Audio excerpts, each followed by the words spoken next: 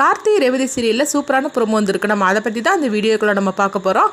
சாமுண்டீஸ்வரி தான் நவீனை ஏதோ பண்ணிட்டாங்க அப்படின்னு சொல்லிட்டு துர்கா பார்த்தோம்னா சாமுண்டீஸ்வரி மேலே கம்ப்ளைண்ட் கொடுத்துருந்தாங்க. இதனால சாமுண்டீஸ்வரியை கைது பண்ணி அவங்க கூட்டிகிட்டு போயிருந்தாங்க. அடுத்து பார்த்தோம்னா கார்த்திகிட்ட வந்து சந்திரகலா வந்து சொல்கிறாங்க, இந்த எல்லா பிரச்சனைக்கும் நான் தான் காரணம், உன்னால் முடிஞ்சா நீ வந்து உண்மையை நிரூபிச்சு காட்டு அப்படின்னு சொல்லிக்கிட்டு சவால் விடவும் இது கேட்டதுமே கார்த்தியும் மயில்வாகனமும் அதிர்ச்சி அடைகிறாங்க. அடுத்து என்னெல்லாம் நடக்க போகுது அப்படிங்கிறத நம்ம இந்த வீடியோக்குள்ளே நம்ம பார்க்க போகிறோம். நம்ம வீடியோக்குள்ளே போகிறதுக்கு முன்னாடி நம்ம சேனலுக்கு யாரெல்லாம் சப்ஸ்கிரைப் பண்ணலையா அவங்களாம் சப்ஸ்கிரைப் பண்ணிக்கிடுங்க. பக்கத்தில் உள்ள பெல் பட்டனை கிளிக் பண்ணுங்க. வாங்க வீடியோக்குள்ளே போகலாம். துர்காவை தான் காட்டுறாங்க. துர்கா வந்து நவீனை இன்னும் விடிஞ்சதாச்சு, இன்னும் ஆளை காணலை அப்படின்னு சொல்லிட்டு அவங்க தேடிட்டு அவங்க வந்து கலங்கிட்டு இருக்கவோ இப்போ வந்து கார் சவுண்டு கேட்குது. உடனே நவீன் தான் வந்துட்டாரோ அப்படின்னு சொல்லிக்கிட்டு ஓடோடி வந்து அவங்க வாசல் நின்று பார்க்குறாங்க. அப்போ வந்து யாருமே வரலை. இதை பார்த்ததுமே வந்து அதிர்ச்சி அடைகிறாங்க. அப்போ பாட்டி வந்து வராங்க. என்ன துர்கா, நவீன் வந்துட்டானா? கார் சவுண்டு கேட்டுட்டு இருக்குது. ஒருவேளை கார்த்தி தான் வந்து நவீனை அழைச்சிட்டு வந்துட்டானோன்னு சொல்லிட்டு நான் ஓடி வந்தேன். என்ன ஆச்சுது அப்படின்னு சொல்லி கேட்டுட்டு இருக்கவும், இல்லை பாட்டி, அதனால தான் நானும் போய் வாசலில் போய் பார்த்தேன், ஆனால் யாருமே வரல அப்படிங்கும்போது என்னமா நீ சொல்லிட்டு இருக்கிற?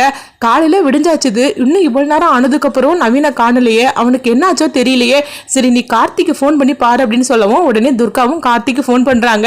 மாமா, நவீனை பத்தி ஏதாவது விஷயம் தெரிஞ்சிச்சா அப்படின்னு சொல்லி கேட்டுட்டு இருக்கவும் அப்ப கார்த்தி வந்து சொல்றாங்க, இல்ல துர்கா, நவீனை நானும் எங்கெல்லாமோ தேடிட்டேன், ஆனா எங்க இருக்கிறான்னு ஒண்ணுமே தகவல் வரல அப்படின்னு சொல்லவும், நீ கவலைப்படாத, சீக்கிரமாவே நவீனை கண்டுபிடிச்சலாம் அப்படின்னு சொல்லிட்டு கார்த்தி போனை வைக்கவும் அப்போ வந்து துர்கா வந்து அழ ஆரம்பிச்சிருந்தாங்க. பாட்டி, எனக்கு ரொம்ப பயமா இருக்குது, இப்போ என்ன பண்ணுறதுக்கு தெரியல, எங்கள் அம்மாவால் தான் நவீனுக்கு ஏதோ நடந்திருக்கும் அப்படின்னு சொல்லவும், எங்கள் பாருமா அப்படிலாம் இருக்காதுமா, சாமுண்டீஸ்வரி அதெல்லாம் செய்ய மாட்டேன் அப்படிங்கும்போது, இல்லை பாட்டி, நான் ஒரு முடிவுக்கு வந்துட்டேன், நான் வந்து அம்மாவை பற்றி பஞ்சாயத்தில் நான் புகார் கொடுக்க போகிறேன் அப்படின்னு சொல்லவும் இது கிட்டதுமே அவங்க அதிர்ச்சி அடைகிறாங்க. அடுத்து பார்த்தோம்னா பாட்டி வந்து கார்த்திகிட்ட வந்து ஃபோன் பண்ணி இந்த விஷயத்த சொல்கிறாங்க. இந்த மாதிரிக்கு துர்கா முடிவெடுத்திருக்காயா, நான் எவ்வளோ தடுத்து பார்த்தேன், ஆனால் அவள் கேட்க மாட்டேன்னு சொல்லிட்டா அப்படிங்கவும் உடனே வந்து கார்த்தி வந்து சரிதான் பாட்டி, நான் பார்த்துக்கிட்டுது அப்படிங்கிறாங்க. அடுத்து பார்த்தோம்னா துர்கா நடந்து வந்துக்கிட்டு இருக்கவும் அப்போ ஒரு இடத்துல பார்க்கும்போது அவங்க நவீனோட செருப்பு, அதுக்கப்புறமா நவீனோட ஃபோன் எல்லாமே கீழே கிடக்குது. இதை பார்த்ததுமே துர்கா அதிர்ச்சி அடைகிறாங்க. அப்போ அது பக்கத்திலேயே வந்து சாமுண்டீஸ்வரியோட வளையலும் இருக்குது. இதை பார்த்ததுமே இது அம்மா வளையலாச்சு, அப்போ நவீனுக்கு ஏதோ ஒன்று நடந்திருக்குது, அதுக்கு காரணம் அம்மா தான் அப்படின்னு சொல்லிக்கிட்டு அவங்க ஒரு முடிவுக்கு வந்துருந்தாங்க. அடுத்து பஞ்சாயத்தில் புகார் கொடுக்கவும் அப்போ சாமுண்டீஸ்வரி, கார்த்தி, மயில்வாகனம், ரேவதினு எல்லாருமே அங்கே வந்துருந்தாங்க. வந்ததுமே துர்கா வந்து பஞ்சாயத்தில் உள்ள பெரியவங்கிட்ட சொல்லிட்டு இருக்கிறாங்க, என் புருஷனை காணலை, என் புருஷனுக்கு கண்டாலே எங்கள் அம்மாவுக்கு ஆகாது, அது மட்டும் இல்லாமல் நாங்கள் வந்து 2 பேரும் கல்யாணம் பண்ணிக்கிட்டது எங்கள் அம்மாவுக்கு சுத்தமாக பிடிக்காது, நேற்றுக்கு கூட இந்த மாதிரிலாம் பிரச்சனை நடந்துட்டு இருந்தது, அதனால தான் எங்கள் அம்மா வந்து என் புருஷனை ஏதோ பண்ணிட்டாங்க அப்படின்னு சொல்லி இந்த மாதிரிக்கு சாமுண்டீஸ்வரி மேலே பழைய சுமத்தவும் இது கிட்டதுமே சாமுண்டீஸ்வரி சொல்கிறாங்க, இங்கே பாருங்க, அவனை எனக்கு பிடிக்காதுங்கிறது உண்மைதான், ஏன்னா இவங்க 2 பேரும் கல்யாணம் பண்ணிக்கிட்டனால, ஆனால் மற்றபடி அவனுக்கும் எனக்கு காணாமல் போனதுக்கும் எனக்கு எந்த சம்மந்தமும் கிடையாது அப்படின்னு சொல்லவும் அப்போ ராஜராஜன் வந்து துர்கா கிட்ட சொல்கிறாங்க, என்னம்மா துர்கா, நீ இப்படின்னா வந்து உங்கள் அம்மா மேலே பழி சுமத்திட்டு இருக்கிற, நீங்கள் 2 பேரும் வீட்டுக்கு தெரியாம கல்யாணம் பண்ணிக்கிட்டீங்க அப்படின்னா ஒரு பெத்தவங்களுக்கு உங்க மேல வந்து கோவம் வராதா என்ன? அந்த கோவம் தானே உங்க அம்மா பட்டா, இதுல நியாயம் இருக்குதுல்ல, நீ பண்ணணும் தப்பு தானே. அதுக்கு பிறகு உங்க அம்மா தான் உங்களை வந்து விட்டுட்டாளா, ஆனா அதுக்கப்புறம் அவ எதுவுமே சம்மந்தப்படலை, உங்களை வந்து எப்போ வந்து நீ வந்து இப்படி வீட்டுக்கு தெரியாம கல்யாணம் பண்ணிக்கிட்டியோ அப்பவுமே உன்னை வீட்டை விட்டு அனுப்பி விட்டுட்டா, அதுக்கு பிறகு அவ பாட்டுக்கு வேலையை பார்த்துட்டு இருக்கிறா. இப்படி இருக்கும்போது நீ ஏமா உங்க அம்மா மேல இப்படி பழி சுமத்துற, உங்க அம்மா பத்தி உனக்கு தெரியாது அப்படிங்கவும் உடனே வந்து அவங்க சொல்லிட்டு இருக்கிறாங்க. துர்கா வந்து எங்க அம்மா பத்தி எனக்கு நல்லாவே தெரியும், ஒருத்தரை பிடிக்காதுன்னா அவங்கள வந்து அவங்களுக்கு முடிவு கட்டியே எங்க அம்மா தீருவாங்க, அதுக்காக எந்த எல்லைக்குனாலும் போவாங்க, அதுதான் அம்மா பண்ணியிருக்கிறாங்க அப்படிங்கவும் உடனே ரேவதி வந்து திட்டுறாங்க, என்ன இந்த மாதிரிலாம் நீ சொல்லிட்டு இருக்கிற, அம்மா பத்தி நீ அப்படிலாம் சொல்லாத, உண்மையை சொல்ல போனா அம்மாவுக்கு ஒருத்தரை பிடிக்காதுன்னா அவங்க பாட்டு ஒதுங்கிடுவாங்க, அதுதான் அவங்க வந்து உன்னோட எதுலையும் பண்ணியிருக்கிறாங்க. ஏன் நீ பாட்டி வீட்டுக்கு தானே போய் இருக்கிற, அம்மா என்னைக்காவது உன்னை வந்து திட்டுனாங்களா என்ன? இல்லையே, அவங்க பாட்டுக்கு ஒதுங்கிட்டாங்களா? அப்படி இருக்கும்போது இந்த மாதிரிலாம் நீ சொல்லாது அப்படிங்கும்போது அப்போ உடனே வந்து பஞ்சாயத்தில் வந்து சொல்லிட்டு இருக்கிறாங்க, சரிதாம்மா, நீ இப்படிலாம் உங்கள் அம்மா மேலே பழி சுமத்துறீங்க, அதுக்கு ஏதாவது வந்து ஆதாரம் வச்சிருக்க அப்படின்னு சொல்லி கேட்டுட்டு இருக்கவும் ஆதாரம் என்கிட்ட இருக்கு அப்படிங்கிறாங்க. இது கிட்டதுமே எல்லாரும் அதிர்ச்சி அடைகிறாங்க. இப்போ சந்திரகலா வந்து ரொம்ப சந்தோஷப்பட்டுட்டு இருக்கிறாங்க, எப்படியோ அம்மாவும் பொண்ணு அடிச்சுக்கிட்டுதாங்க அப்படின்னு சொல்லிட்டு. அதே மாதிரிக்கு சிவனாண்டி, முத்துவேலு அவங்களும் சந்தோஷப்பட்டுட்டு இருக்கிறாங்க. சாமுண்டீஸ்வரி தன்னுடைய பொண்ணாலேயே அவன் நாரிட்டா அப்படின்னு சொல்லிட்டு அவங்களும் சந்தோஷப்பட்டுட்டு இருக்கிறாங்க. எத்தனை நாள் இந்த ரோட்ல வச்சு நம்மளை வந்து எல்லாரும் முன்னாடி அவமானப்படுத்தி இருப்பா, இன்னைக்கு அவ பொண்ணு அவளை நிக்க வச்சு கேள்வி கேட்டுட்டு இருக்கிறா. இதை பார்க்கும்போது கண்கொள்ளா காட்சியா இருக்கு அப்படின்னு சொல்லிட்டு இருக்கும்போதே அடுத்து பார்த்தோம்னா ஆதாரத்தை வந்து அவங்க காட்டுறாங்க. அப்போ வந்து நவீனோட செருப்பு, மொபைல் அப்படின்னு சொல்லி காட்டவும் அது பக்கத்துல தான் எங்க அம்மாவோட வளையலும் இருந்துச்சு அப்படின்னு சொல்லவும் இதை கேட்டதுமே வந்து பஞ்சாயத்துல எல்லாரும் அதிர்ச்சி அடைகிறாங்க.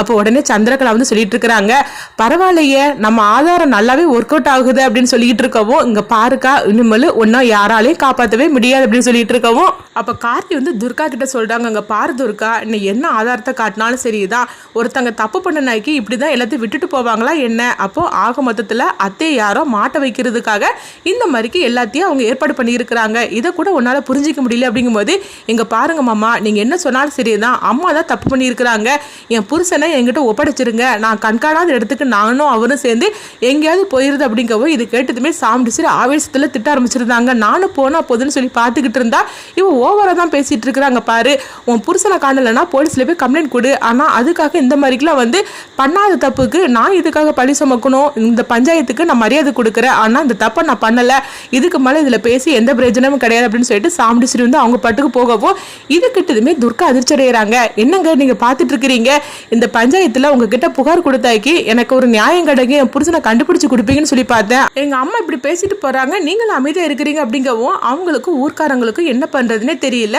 அடுத்ததுங்க பார்த்தோம்னா நவீனை தான் காட்டுறாங்க. நவீன் கண்முழிச்சு பார்க்குறாங்க. பார்த்ததுமே அவங்க வந்து ஏதோ ஒரு பாக்ஸுக்குள்ளே இருக்கிறத அவங்க கண்டுபிடிச்சிருந்தாங்க. அப்போ வந்து என்னை யாராவது காப்பாற்றுங்க அப்படின்னு சொல்லிட்டு நவீன் வந்து தட்டிக்கிட்டே இருக்கிறாங்க. ஆனால் யாருமே இல்லாதனால அவங்களுக்கு என்ன பண்ணுதுன்னே தெரியல.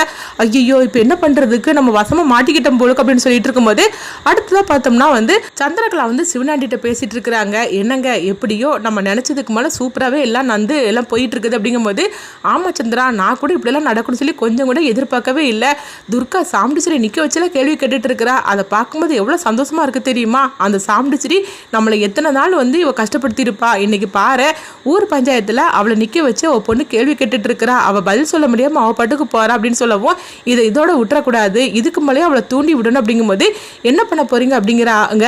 அப்போ உடனே வந்து சந்திரகலா வந்து சொல்லிட்டு இருக்கிறாங்க, இதுக்கு மேலே இந்த பஞ்சாயத்தில் வந்து நியாயம் கிடைக்காது, ஏன்னா எங்கள் அக்காவை வந்து யாருமே வந்து எதுவும் எதிர்த்து கேள்வி கேட்க மாட்டாங்க, அதனால போலீஸ் ஸ்டேஷனில் போய் கம்ப்ளைண்ட் கொடுக்க வைக்கணும், அப்போ தான் வந்து எங்கள் அக்காவை தூக்கி உள்ளே போடுவாங்க அப்படிங்கவும், அப்போ இப்போ என்ன பண்ண போகிற அப்படிங்கும்போது அவளை கொஞ்சம் ஏற்றி விட வேண்டியதான் துர்காவை அப்படின்னு சொல்லிட்டு இருக்கவும், அடுத்து பார்த்தோம்னா துர்கா வந்து ரொம்பவே சோகத்தோடு அங்கே நின்றுட்டு இருக்கும்போது அப்போ சந்திரகலா வந்து சொல்கிறாங்க, இங்கே பாரு, பஞ்சாயத்தில் வந்து எங்கள் அக்காவை பற்றின புகார் கொடுத்துட்டேன்னா என்ன பஞ்சாயத்தில் உள்ளவங்களாம் எங்கள் அக்காவை ஏதாவது தண்டிச்சிருவாங்கன்னு சொல்லி நினச்சியா? அதெல்லாம் ஒன்றுமே நடக்காது, ஏன்னா எங்கள் அக்காவை வந்து தண்டிக்கிறதுக்கு இங்கே யாருமே கிடையாது, உனக்கு தைரியம் இருந்தால் எங்கள் அக்கா மேலே கம்ப்ளைண்ட் கொடுத்துப்பாரு அப்படின்னு சொல்லி ஏற்றி விடவும், உடனே வந்து துர்கா வந்து சந்திரகலாவை பார்த்துக்கிட்டே இருக்கும்போது அப்போ சந்திரகலா நினைக்கிறாங்க, அவளை தூண்டி விட்டாச்சு, இன்னும் ஆக வேண்டிய வேலை அவளே பார்த்துரும் அப்படின்னு சொல்லிட்டு இருக்கவும், அடுத்து பார்த்தோம்னா துர்கா வந்து சாம்பிடிச்சிரி மேலே கம்ப்ளைண்ட் கொடுத்துருந்தாங்க ஸ்டேஷனில், இந்த மாதிரி என் புருஷனை காணலை, அதுக்கு எங்கள் அம்மா தான் காரணம்னு சொல்லி கம்ப்ளைண்ட் கொடுக்கவும், அடுத்துங்க பார்த்தோம்னா சாம்பிடிச்சிரி கார்த்தி எல்லாருமே வீட்டுக்கு வராங்க.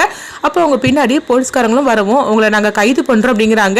எதுக்காக அப்படின்னு சொல்லி கேட்கும்போது, உங்கள் பொண்ணு தான் உங்க மேலே கம்ப்ளைண்ட் கொடுத்துருக்காங்க அப்படின்னு சொல்லவும், இது கெட்டதுமே எல்லாரும் அதிர்ச்சி அடைகிறாங்க. இப்போ எல்லாருமே சொல்கிறாங்க, இல்லை அதாவது சாம்பிடிச்சிரிக்கும் இந்த பிரச்சனைக்கும் வந்து தொடர்பு கிடையாது அப்படின்னு சொல்லிட்டு இருக்கவும், அதெல்லாம் உண்மையில்தாம்மா எங்களுக்கு தெரியும் என்ன நடந்துச்சுன்னு, ஆனால் அவங்க கம்ப்ளைண்ட் கொடுத்ததுக்கு உங்களை வந்து நாங்கள் அரெஸ்ட் பண்ணணும் அப்படின்னு சொல்லிட்டு சாம்பிடிச்சிரியை வந்து அரெஸ்ட் பண்ணி அவங்க கூட்டிகிட்டு போகிறாங்க. அடுத்து பார்த்தோம்னா சாம்பிடிச்சிரியை அவங்க வந்து ஸ்டேஷனில் உள்ளத்துக்கு போடவும், அப்போ உடனே வந்து அவங்க துர்கா வந்து சொல்லிட்டு இருக்கிறாங்க, என் புருஷனை காணலை, ஒழுங்கா மரியாதை இப்போ மாதிரி உண்மையை சொல்லிடு அப்படின்னு சொல்லும்போது, இப்போ சாம்பிடிச்சிரி திரும்பவும் அதுதான் சொல்கிறாங்க, இங்கே பாரு அவனுக்கு எனக்கு எந்த சம்மந்தமும் கிடையாது அப்படின்னு சொல்லிட்டு இருக்கவும், அடுத்து துர்கா வந்து கோவத்தோடு வரும்போது அப்போ கார்த்தி மயில் வாகனம் அவங்க வந்துருந்தாங்க.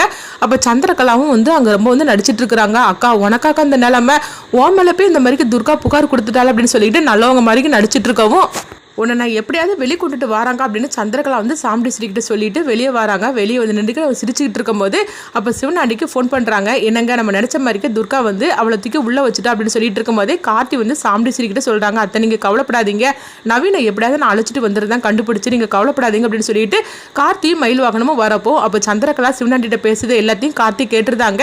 கேட்டதுமே உடனே வந்து கார்த்தி சொல்கிறாங்க, எனக்கு தெரியும் நீ தான் அதை பண்ணியிருப்பேன்னு எனக்கு தெரியும் அப்படின்னு சொல்லவும், உடனே சந்திரகலா வந்து சிரிக்க ஆரம்பிச்சிருந்தாங்க. ஓஹோ, என் புருஷன்ட்ட பேசுனது எல்லாத்தையும் நீ கேட்டுட்டியா? ஆமாம், நான் தான் நவீனை இந்த மாதிரிக்கு வந்து தூக்கிட்டு போனேன், அது மட்டும் இல்லாமல் அந்த பழியை வந்து எங்கள் அக்கா மேலே போட்டதும் நான் தான், அது மாதிரிக்கு எங்கள் அக்காவோட வலையில அங்கே தூக்கி போட்டதும் நான் தான், இது எல்லாத்துக்கும் காரணம் நான் தான், ஆனால் என்ன பண்ணாலும் சரிதான் நவீன் உன் கைக்கு கிடைக்கவே மாட்டான், ஏன்னா அந்த மாதிரிக்கு ஒரு இடத்துல அவன் இருக்கிறான் அப்படிங்கிறாங்க. இது கேட்டதுமே கார்த்தி அதிர்ச்சி அடைகிறாங்க. அடுத்து என்ன நடக்க போகுதுன்னு சொல்லி நம்மளும் வெயிட் பண்ணி பார்க்கலாம்.